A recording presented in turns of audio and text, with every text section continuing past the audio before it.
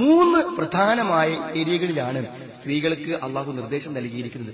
ഒന്നാമത് ഇത് മൂന്നും അതിന്റെ അക്ഷരാർത്ഥത്തിൽ പാലിക്കപ്പെടാതെ സുഹൃത്തുക്കളെ ഈ സമൂഹത്തിൽ മാറ്റുന്നുണ്ട്. കാരണം അപകടങ്ങൾ വർദ്ധിച്ചു വന്നുകൊണ്ടിരിക്കുകയാണ്. കാരണം സ്ത്രീകൾ എല്ലാ കാര്യങ്ങൾക്കും എല്ലാ രംഗത്തും സ്ത്രീകൾ വന്നു, എല്ലാ മേഖലകളിലും സ്ത്രീകളുടെ സാന്നിധ്യമായി. അങ്ങനെ വരുമ്പോൾ അപകടങ്ങളും അതേപോലെ തന്നെ പ്രശ്നങ്ങളും സമൂഹത്തിൽ വർദ്ധിച്ചു വന്നുകൊണ്ടിരിക്കുകയാണ്. يا أيها النبي قل لأزواجك وبناتك ونساء المؤمنين يدنين عليهن من جلابيبهن يا أيها النبي يا പ്രവാചകരെ قل لأزواجك وبناتك നിന്റെ ഭാര്യമാരോട് താങ്കളുടെ ഭാര്യമാരോട് പറയണം, പെൺമക്കളോട് പറയണം. പിന്നെയോ വനിസാഇൽ മുഅ്മിനീൻ സത്യവിശ്വാസിനികളായ സ്ത്രീകളോടും പറയണം. പറയണമെന്ന് പറഞ്ഞാൽ അത് നിർബന്ധമായ ഒരു കൽപ്പന തന്നെയല്ലേ. രണ്ടു വാക്ക് യുദ്നീന അലൈഹിന്ന മിൻ ജലാബീബിഹിന്ന. യുദ്നീന അവരെന്ത് ചെയ്യട്ടെ, തൂക്കിയിടട്ടെ. അവർ യുദ്നീന അലൈഹിന്ന അവർ താഴ്ത്തിയിടട്ടെ, തൂക്കി. അപ്പൊ ദേഹത്തിലൂടെ താഴ്ത്തിയിടേണ്ട ഒരു വസ്ത്രരൂപത്തെ കുറിച്ചാണ് പറയുന്നത്. ഇപ്പൊ ദേഹത്തിന്റെ ആകാരങ്ങളിൽ ഷോൾഡർ, അതേപോലെ തന്നെ ദേഹത്തിന്റെ ഓരോ ഭാഗങ്ങളും കാണാത്ത രൂപത്തിൽ അയഞ്ഞു നിൽക്കുന്ന ഒരു വസ്ത്രം ഒരു സ്ത്രീ ധരിക്കണം എന്നത് ഇസ്ലാമിക വേഷവിധാനത്തെ കുറിച്ചുള്ള ഒന്നാമത്തെ ആയത്താണ്. ഈ ആയത്ത് കഴിഞ്ഞിട്ടേ ബാക്കിയുള്ളൂ.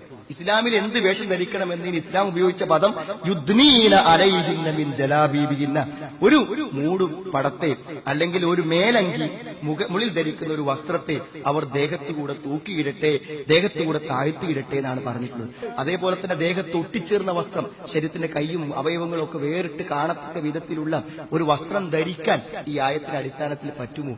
അതേപോലെ തന്നെ സൗന്ദര്യം പ്രകടിപ്പിക്കത്തക്ക വിധത്തിൽ അതിന് പ്രകടമായി മറ്റവർക്ക് കാണാവുന്ന ഒരു വസ്ത്രം ധരിക്കാൻ പറ്റുമോ? പറ്റില്ലെന്നാണ്. ഇതിന്റെ ഗൗരവം എന്താന്ന് വെച്ചാൽ ആ ഒറ്റ ഹദീസ് മതി. സിൻഫാനി ബിൻ അഹ്ലിന്നാർ, രണ്ട് കൂട്ടക്കാര് നരകത്തിന്റെ ആളുകളാണ്. എന്നിട്ട് അള്ളാഹു റസൂൽ പറഞ്ഞത് കാസിയാത്തുൻ ആരിയാത്താണ്, ധരിച്ചവരാണ്, നഗ്നകളാണെന്ന് പറഞ്ഞാൽ ധരിക്കാത്തതല്ല പ്രശ്നം. ഇസ്ലാം എങ്ങനെ ധരിക്കാൻ പറഞ്ഞോ ആ അടിസ്ഥാന വസ്ത്രങ്ങളെ സ്വീകരിക്കുന്നില്ല എന്നതാണ് അടിസ്ഥാനപരമായ പ്രശ്നം. ശല്യപ്പെടുത്തപ്പെടാൻ പറ്റാത്ത ഒരു വസ്ത്രം. എന്നിട്ട് ഈ വസ്ത്രത്തിന്റെ രൂപം പറഞ്ഞിട്ട് അള്ളാഹു അതിന്റെ പ്രയോജനം പറയാണ്, ദാലിക അദ്നാ അയ്യുറഫ്ന വലാ യുദൈൻ വകാന അല്ലാഹു ഗഫൂറർ റഹീമ. ദാലിക അദ്നാ അയ്യുറഫ്ന അവർ തിരിച്ചറിയപ്പെടാൻ. എന്താ സഹോദരങ്ങൾ തിരിച്ചറിയപ്പെടാൻ? മാന്യമായ ഒരു ഇസ്ലാമിക മര്യാദ സ്വീകരിക്കുന്ന ഒരു സ്ത്രീയാണെന്ന് വേഷം കൊണ്ട് മനസ്സിലാകണം. പിന്നെയോ വലാ യുദൈൻ അവർ ശല്യപ്പെടുത്തപ്പെടാതിരിക്കുവാൻ. സ്ത്രീകളുടെ മേലുള്ള എല്ലാ കയ്യേറ്റങ്ങൾക്കും അടിസ്ഥാനപരമായ കാര്യം വേഷത്തിൽ മാന്യമായി വേഷം ധരിച്ച ഒരു സ്ത്രീക്ക് എതിലും സഞ്ചരിക്കാം, എവിടെയും ജീവിക്കാം, ആ സുരക്ഷിതത്വം അവൾക്കുണ്ടാകുമെന്ന്. രണ്ടാമത്തെ ഒരു കാര്യം എന്ന് പറഞ്ഞാൽ സൗന്ദര്യം പ്രകടിപ്പിക്കുവാൻ വേണ്ടി സഹോദരിമാര് പുറത്തിറങ്ങാൻ പറ്റൂല. വഖർന ഫീ ബുയൂതികുന്ന വലാ തബറജ്ന തബറുജൽ ജാഹിലിയ്യത്തിൽ ഊലാ. വഖർന ഫീ ബുയൂതികുന്ന നിങ്ങൾ നിങ്ങളുടെ വീടുകളിൽ അടങ്ങിയിരിക്കണം. ഇത് ഖുർആന്റെ ആയത്താണ്, ഇതിന് വേറെ അർത്ഥമൊന്നും വെക്കാൻ പറ്റില്ല. നിങ്ങൾ നിങ്ങളുടെ വീടുകളിൽ അടങ്ങിയിരിക്കണം. വലാ തബറജ്ന തബറുജൽ ജാഹിലിയ്യത്തിൽ ഊല.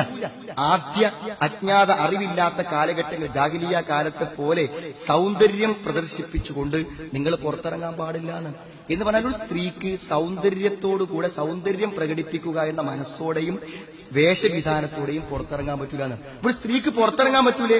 അള്ളാഹുവിന്റെ റസൂൽ ഈദിന്റെ സമയത്ത് സ്ത്രീകളോട് ആർത്തവകാരികളായ സ്ത്രീകളെ കൂടി കൂട്ടി പോകാൻ പറഞ്ഞിട്ടുണ്ട്. ഇപ്പൊ സ്ത്രീകൾക്ക് ആവശ്യം ജുമാക്ക് പോകാൻ വേണ്ടി നബിന്റെ ഭാര്യമാർ ജുമാക്ക് പോയിട്ടുണ്ട്.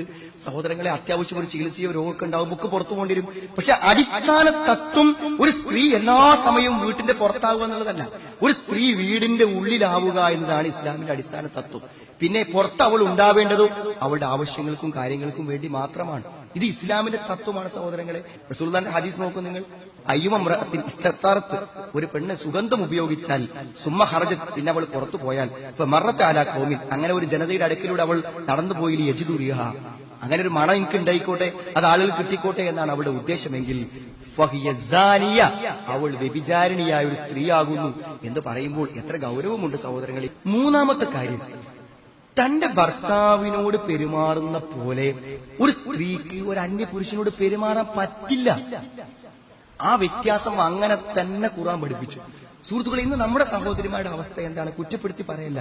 അതായത് മഹറമായ പുരുഷന്മാർ, സ്വന്തം വാപ്പ, ഭർത്താവ്, ആങ്ങള, ഇവരോടൊക്കെ പെരുമാറുന്ന പോലെ തന്നെയാണ് ക്ലാസ്മേറ്റിനോട്, സഹപ്രവർത്തകനോട്, തന്റെ കൂടെ ജോലി ചെയ്യുന്ന ആളുകളോട്, വഴിയിൽ കാണുന്നവരോട്, ജോലിക്ക് വീട്ടിൽ വരുന്നവരോട്, പത്രക്കാരനോട്, പാലുകാരോട്, എല്ലാവരോടും പെരുമാറുന്ന തമാശകളും കമന്റുകളും എല്ലാം തന്റെ ഭർത്താവിനോട് എങ്ങനെ പെരുമാറുന്നു അങ്ങനെ തന്നെയാണ് പെരുമാറുന്നത്.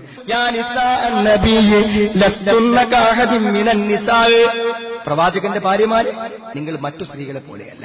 ഇനിത്തക്കൈത്തുന്ന, നിങ്ങൾ സൂക്ഷ്മത പാലിക്കുന്നവരാണെങ്കിൽ നിങ്ങൾ ഒരിക്കലും മറ്റുള്ള സ്ത്രീകളെ പോലെ ആകാൻ പറ്റില്ല. ഇത് പ്രവാചകന്റെ ഭാര്യമാർക്ക് മാത്രമുള്ള അല്ല സഹോദരങ്ങളെ, മുഴുവൻ സ്ത്രീകൾക്കുള്ള നിർദ്ദേശമാണ്.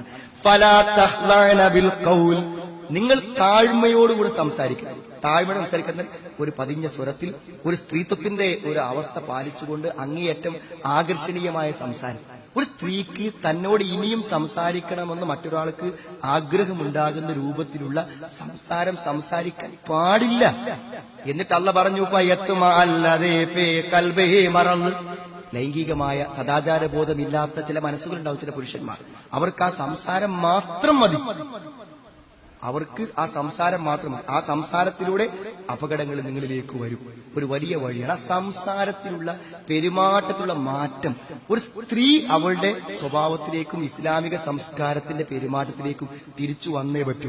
ഇപ്പൊ ഈ 3 അടിസ്ഥാനങ്ങൾ, ഒന്ന് വേഷം, അയഞ്ഞൊരു വേഷം ധരിക്കണം. അതേപോലെ തന്നെ പുറത്ത് സൗന്ദര്യം പ്രകടിപ്പിക്കത്തക്ക വിധത്തിൽ ഒരു പക്ഷെ പുറത്തിറങ്ങാൻ പാടില്ല എന്നുള്ള കർശനമായിട്ടുള്ള വിലക്ക്, അതേപോലെ മറ്റുള്ള പെരുമാറുമ്പോഴും സംസാരിക്കുമ്പോഴുമുള്ള കാര്യങ്ങൾ, ഈ 3 ആയത്തുകൾ സഹോദരന്മാരെ നമ്മളൊന്ന് വായിച്ചു നോക്കുകയും അത് ഉൾക്കൊള്ളുകയും അത് നമ്മുടെ ഇസ്ലാമിക സംസ്കാരത്തിലേക്ക് നമ്മൾ തിരിച്ചു കൊണ്ടുവരാൻ ശ്രമിക്കുകയും വേണം.